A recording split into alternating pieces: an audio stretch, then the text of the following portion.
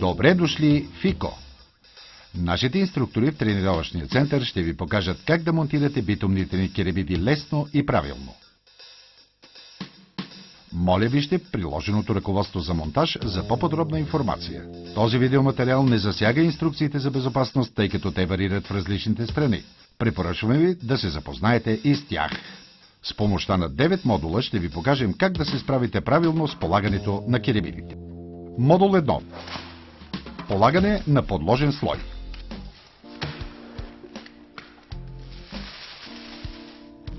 Винаги препоръчваме да се започне с подложен слой ИКО. Той изравнява повърхността, както и допълнително предпазва от течове.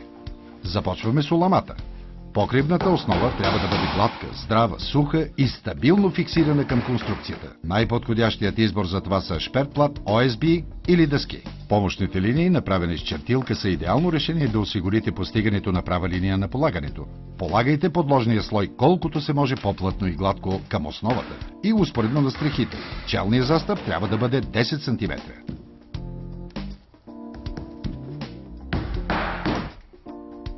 Надлъжният застъп трябва да бъде 5 см.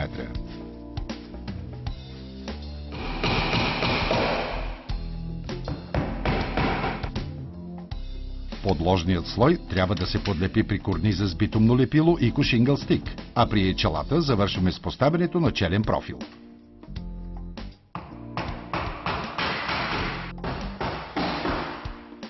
Модул 2. Монтаж на улама.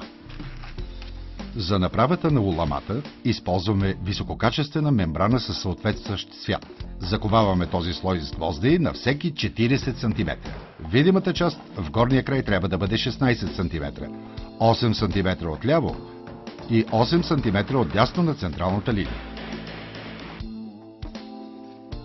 Видимата част от уламата в последствие ще бъде по-широка в долния край, отколкото в горния. Трябва да направим това, защото водата се насъбира в ниската част на покрива. Видимата ивица трябва да се разширява с 2 см на всеки метър улама. По този начин дължината на уламата определя колко широка трябва да бъде видимата част от мембраната в долния й край. Модул 3. Монтиране на битумни керемиди Armor Glass. В тази част ще ви покажем как се монтират битумни керемиди Eco Armor Glass. Ще се спрем и на други видове по-късно. За да се улесни отделянето на битумните керемиди една от друга в пакета, той се огъва няколко пъти преди да се отвори. Отворете пакета, като използвате задната част на хидроизолационния нож, като внимавате да не нараните част от битумните керемиди, която в последствие ще бъде видима. Не отлепвайте предпазното фолио върху гърба на битумните керемиди. Неговото единствено предназначение е да ги предпази от слепване една с друга в пакетите. Смесвайте шингли от различни пакети, за да избегнете натрупването на едноцветни блокове на едно място върху завършения покрив, когато употребявате битумни керемиди с ефект на преливащи цветове. Това е важно.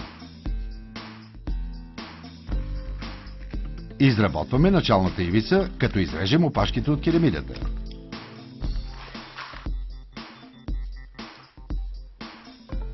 Получената ивица трябва да се издаде приблизително 1 см извън стрехата. За да сте сигурни, че връзките между началните ивици няма да съвпаднат с тези на първия ред, половината от ширината на една опашка се изрязва от ивицата. Поставете началната ивица с битумната лента за самозалепване надолу. След полагането, самозалепващата битумна лента ще се активира под въздействието на слънчевата топлина. Заковаваме началната ивица с битумна керемида за водач, така че шапките на гвоздите след това да бъдат покрити от първия ред шингли.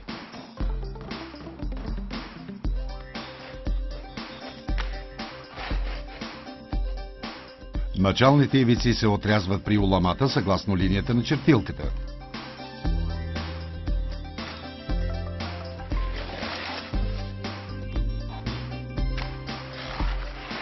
За да избегнем проникването на вода от уламата под битумните керемиди, ние изрязваме около 5 см триъгълник от горната страна на ивицата.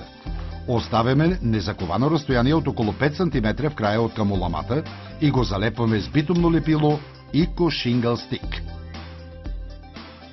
Сега положете първия ред от битумни керемиди върху началната ивица.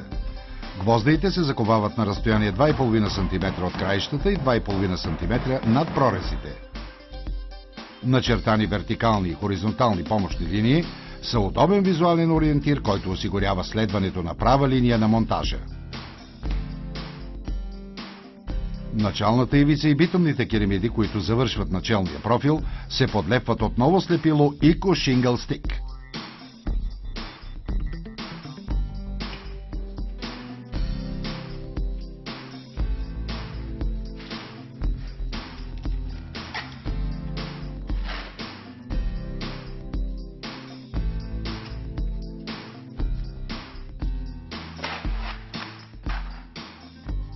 Битумните керемиди винаги трябва да се полагат шахматно и затова се скъсяват с половин опашка всеки път.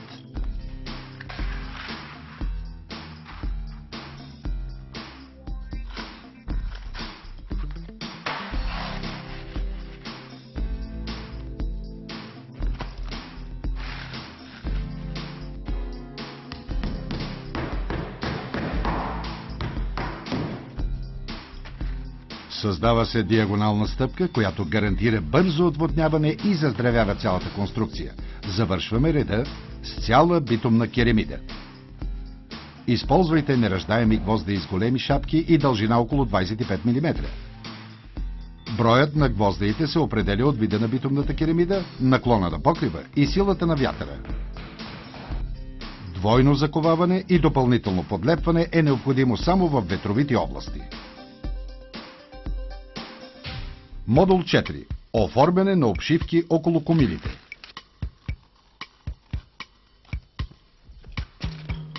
Както може да се види, подложният слой е положен с краища прилепнали нагоре към комиля. Битумните керемиди се напасват плътно към комиля. Професионално изработената стъпкова обшивка се поставя отдолу нагоре, редуваща се с битумните керемиди. Така, първата керемида се полага плътно към комиля. После първото парче от ламарина се поставя върху нея. Другата керемида се поставя отгоре му, следвана от следващото парче ламарина. Това се повтаря, докато комина е напълно обшит.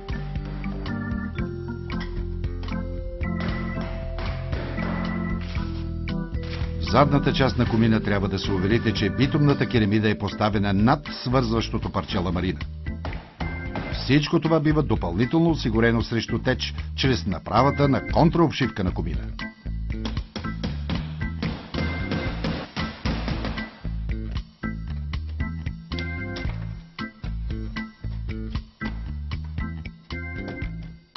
Модул 5. Била.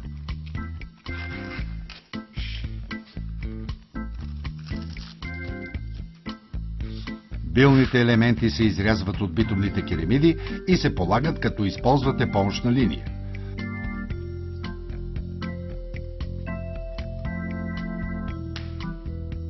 После се заковават на около 2,5 см под самозалепващата битумна лента и на 2,5 см от краищата им. Ще намерите всичко, от което се нуждаете в пакета.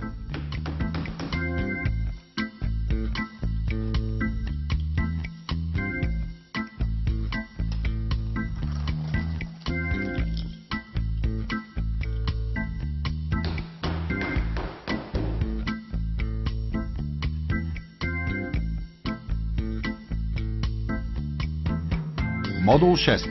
Монтиране на билен отдушник. Полагаме керемидите до самото било. Изрежете подложния слой около билото. На истински покрив обшивката от дървесина също се изрязва с трион, за да се получи отвор. Убедете се, че билният отдушник покрива гвоздиите на последната редица керемиди и ляга плътно при видимите части. Заковете отдушника с дълги неръждаеми гвозди с големи шапки. Билните елементи, които ще бъдат монтирани върху отдушника, се прикрепят също с дълги гвозди по познатия начин. Модул 7. Полагане на битумни керемиди диамант и изкатен отдушник. Отново смесваме шингли от различни пакети, за да избегнем натрупването на едноцветни блокове на едно място върху завършения покрив и правим началната ивица, като изрязваме опашките на битумните керемиди.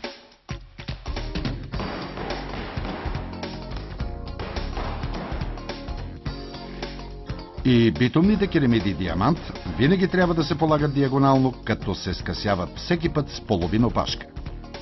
Така се образува диагоналната стъпка.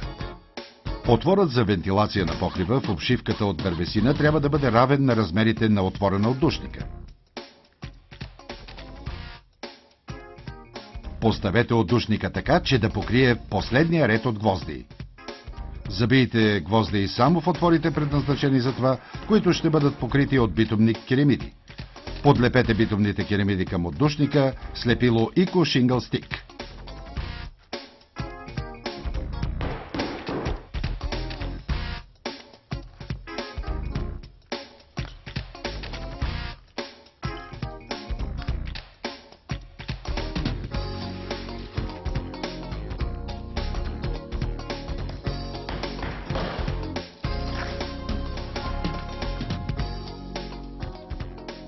Наблюдавайте внимателно как се изрязват от керемидите и монтират билните елементи.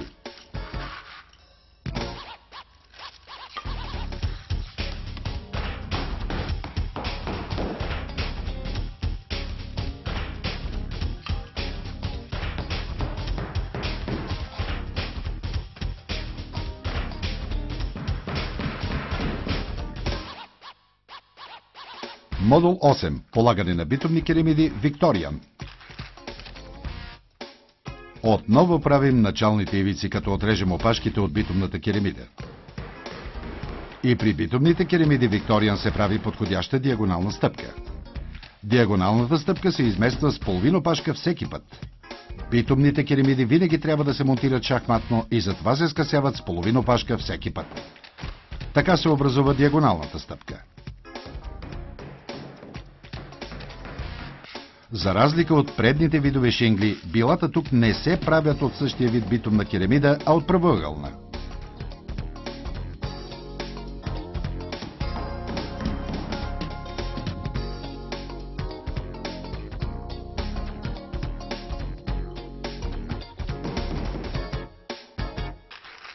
Модул 9.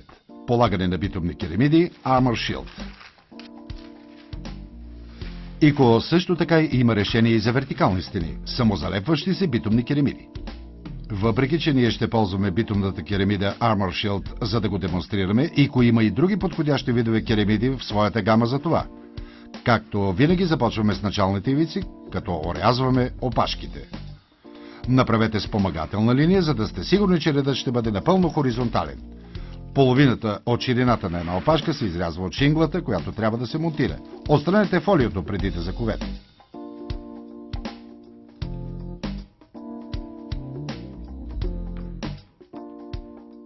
За да сте сигурни, че гвоздиите ще бъдат покрити след това, използвайте шингла за проверка.